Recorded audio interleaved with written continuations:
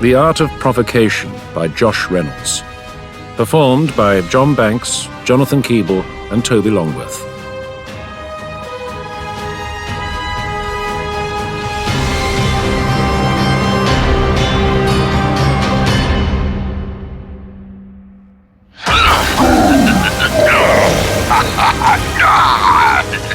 There was a certain sound the wolf claw made when it pierced armor and flesh. A fat, wet crackle as rune-etched metal talons entered the target and the matter-disruptive energies took swift effect. It was almost like laughter. Lucas joined in, adding his own chuckle to the wolf claw's popped sizzle. The orc spasmed, grunting obscenities in its own rude tongue as it tried to throttle him. Greenskins never knew when they were beaten, or so the grey pelts said when they were in their cups. I've never found that to be the case myself. Just conventional wisdom taken as hard fact. You can know when you're beaten. You just don't like to admit it. Lucas stared into the orc's glazing eyes. But then, who does? What was left of the Xenos crashed to the grating of the central control chamber to join the remains of its fellows. Lucas had left a trail of broken, green bodies stretching back to his entry point into the Vox relay station after being deposited on the outer hull by Stormfang gunship. The wailing of a structural alarm echoed through the chamber, and he could hear emergency bulkheads grinding into place as the station's autonomous systems acted to seal the breach. The vibrations resonated with the rhythmic pulse of the stasis bomb grafted in place of one of his hearts. He didn't know which. He'd never had occasion to find out.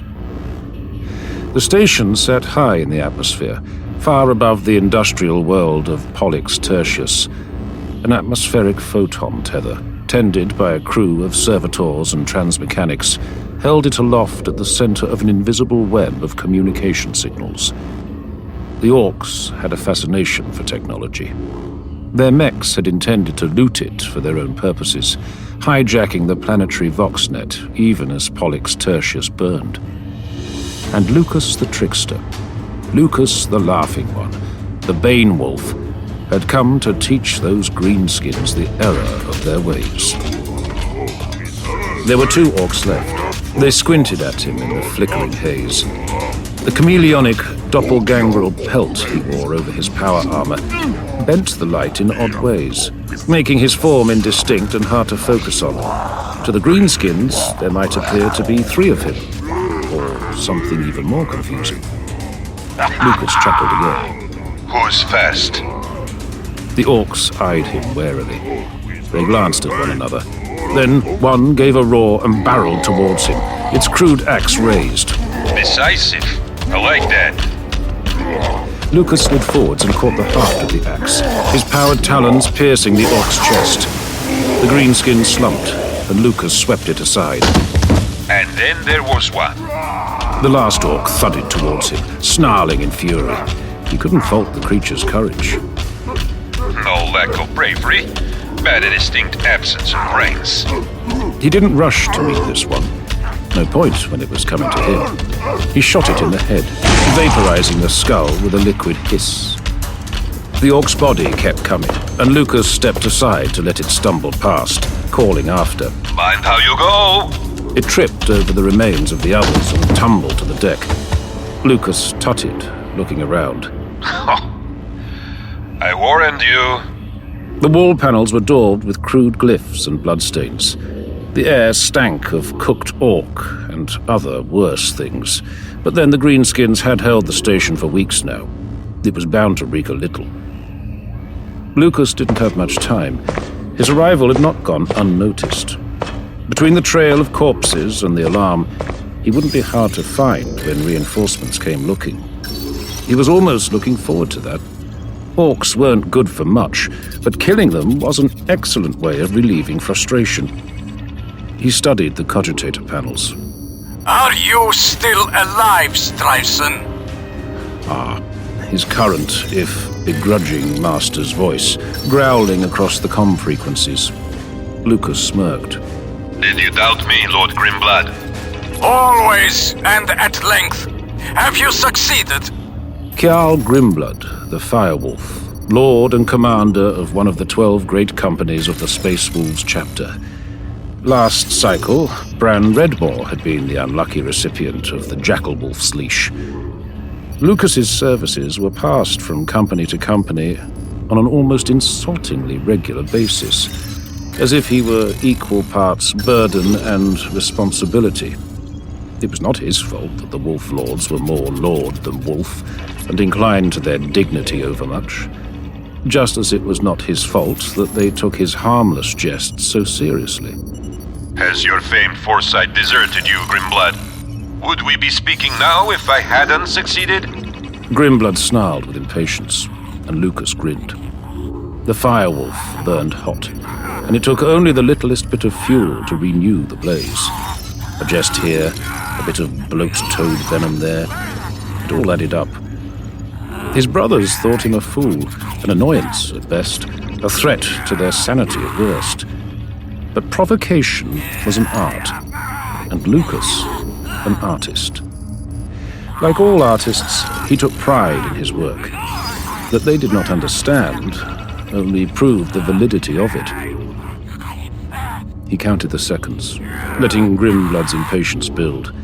Then, just as the Wolf Lord was about to speak, he replied. Yes, Grimblood, I've reached the central control chamber. But I won't be able to hold it, not by myself. You don't have to. Destroy it and the communications grid with it. I want that planet dark when we arrive, Strifeson. Lucas removed his helmet and set it aside, eager to taste something other than recycled air. His senses stretched. He could smell burnt metal and spoiled meat, and he could hear more than just alarms. Grimblood's pack was loping across the void towards Pollux Tertius, even now.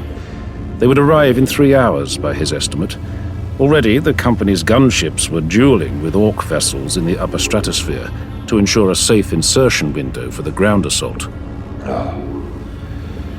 That doesn't seem very entertaining. But that is probably the point, yes? What was that? Nothing. It will take some time. Lucas had been sent ahead of the great company, ostensibly to take the Vox relay and prevent the Orks from organizing any sort of unified defense. In reality, his mission was a punishment. The Stormfangs could have easily destroyed the station from a safe distance. But this way, Lucas would remain on the station until someone bothered to retrieve him. Most likely, after all of the glory was won and the fighting ended. Grimblood certainly knew how to hold a grudge, and a baseless one at that. Dosing the Wolf Lord's Mjod with Grinweed had been a harmless prank, nothing more. But, as his name implied, Grimblood lacked even the barest micron of a sense of humor. Lucas sealed the control chamber. The bulkhead locked into place with a grinding hiss. He gave it a knock and, satisfied, turned back to the Vox systems.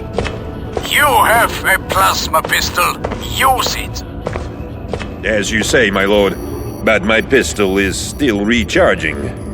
He ran his hands over the cogitator panels, tweaking the frequencies rising up from the planet's surface.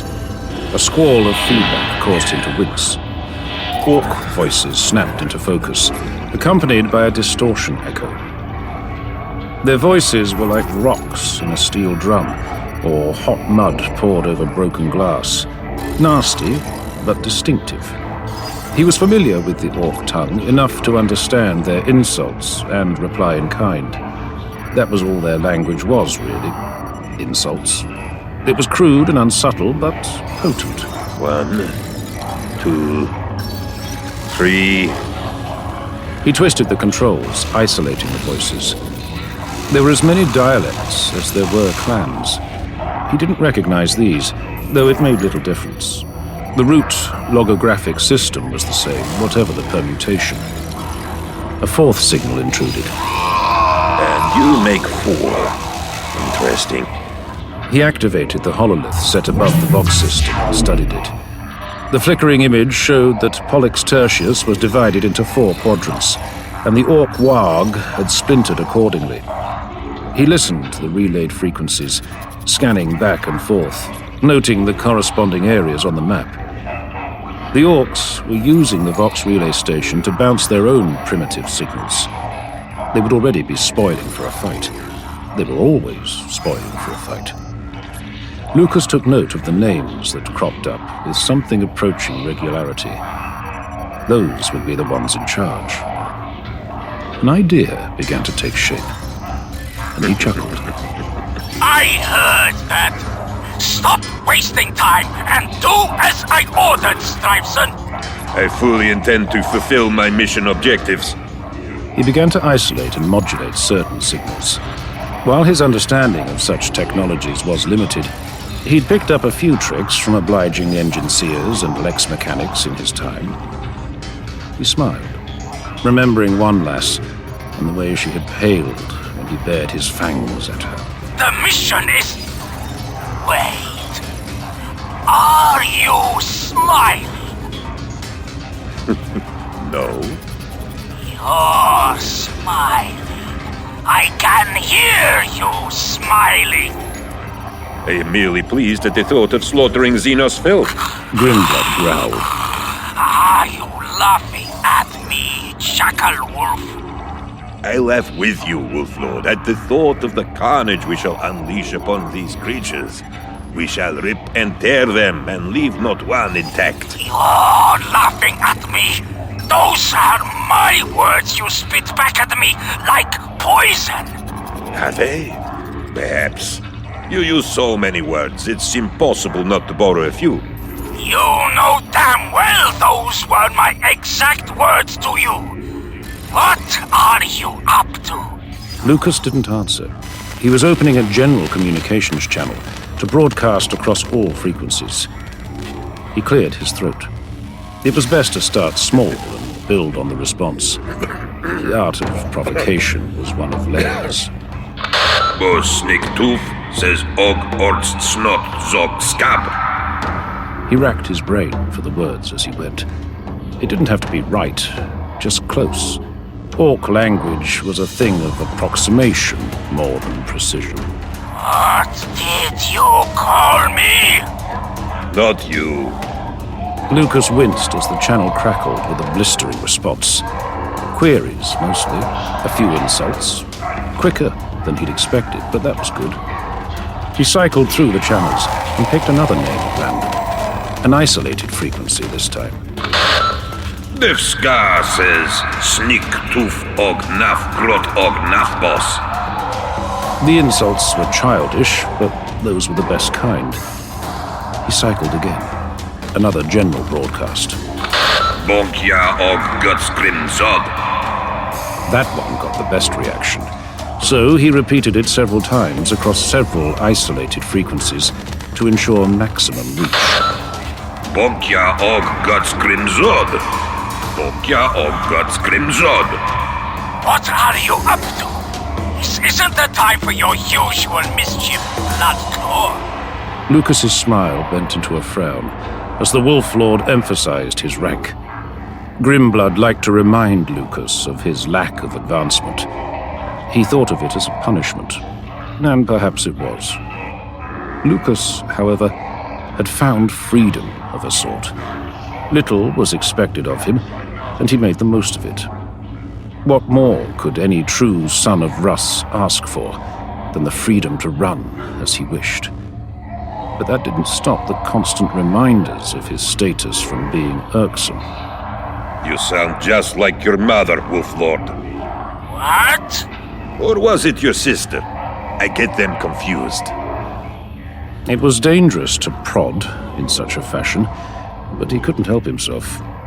There was an element of truth in the jibe, however small.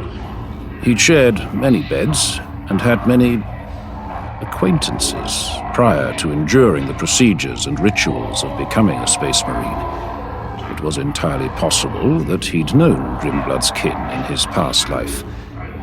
Even better, the Wolf Lord knew it.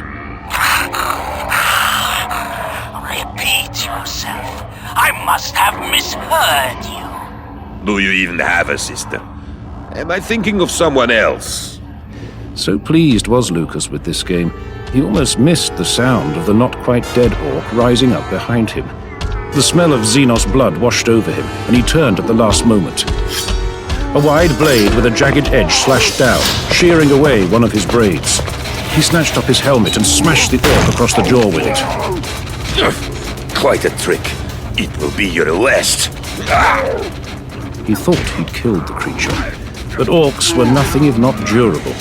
The greenskin had recovered its wits after Lucas had felled it, while he had been distracted. Dark blood stained its torso and arms. Its skull was cracked, but it had plenty of fight left in it. It hacked at him, and he was forced to roll aside. He slugged it, rocking it on its heels. Is that all you've got? The orc grunted, trying to focus on him. What was that? What's happening? The blade came down again, splitting a panel as Lucas stepped aside. Sparks sprayed up to cascade across the floor. Lucas drove the creature back with a sweep of his wolf claw. You seem to be having a bit of trouble, my green-skinned adversary. Perhaps I should just wait here until you keel over. The wounded orc reeled, eyes bulging in rage. He wondered if it could understand him. He hoped so. It bellowed again and lunged. Its momentum drove him back against the cogitator bank. He swatted its blade aside, embedding it in the hololith projector, which gave a whine of protest and fizzled into darkness. Stiveson, report! What are you playing at? The orc's bloodied head came down against his with a solid crack. Lucas slumped, dazed. It was like being punched in the skull by an ice bear. Stunned, he couldn't stop it from catching him in a powerful grapple. His lightning claw was pinned to his side, and he couldn't draw his plasma pistol. The orc roared at him, spattering his hair and beard with reeking saliva and blood. He heard the ceramite plates of his armor creak. Well, what now? Going to yell me to death? Shackle Wolf! Answer me, damn you! Lucas struggled to free himself, but lacked the leverage. The orc was big and strong. Strong enough to lift a power-armored warrior up off the ground and hold him there. Stiveson, what's going on? Report! Nothing, it's all fine. Just give me a moment. Lucas's head snapped down, meeting the orc's rounded cranium. There was a sound like two stones colliding, and Lucas's world spun. He blinked blood out of his eyes and did it again. Two could play this game. The orc staggered back, gurgling. A third time, and its weakened skull gave way completely with a wet crack. Still, it refused to release him, but its grip had slackened noticeably. Lucas activated the lightning claw and twisted, driving the talons up into the orc's side. The greenskin screamed in pain, and suddenly, Lucas was free. He swept the claw out and silenced the Xenos for good. What's going on? I demand you answer me. Lucas swayed and shook his head. He kicked the orc. That's for having such a hard head. He stumbled back to the comm panel. Despite the blade embedded in it, the Voxcaster was still functioning. He leaned over it, broadcasting across all frequencies. Look up with the drag dur og scum. Ords nosra. The Vox crackled with orcish voices, bellowing contradicting orders. He recognized the words for attack and kill among them. The entire relay station shuddered. Proximity alarms sounded. Lucas laughed, but it sounded more like a snarl. As he'd hoped, he'd set something in motion. He tapped at the shattered holomyth, trying to get it to work as Grimblood raged on the other end of the link. What have you done? The Stormfangs are reporting that the Greenskins are turning against one another.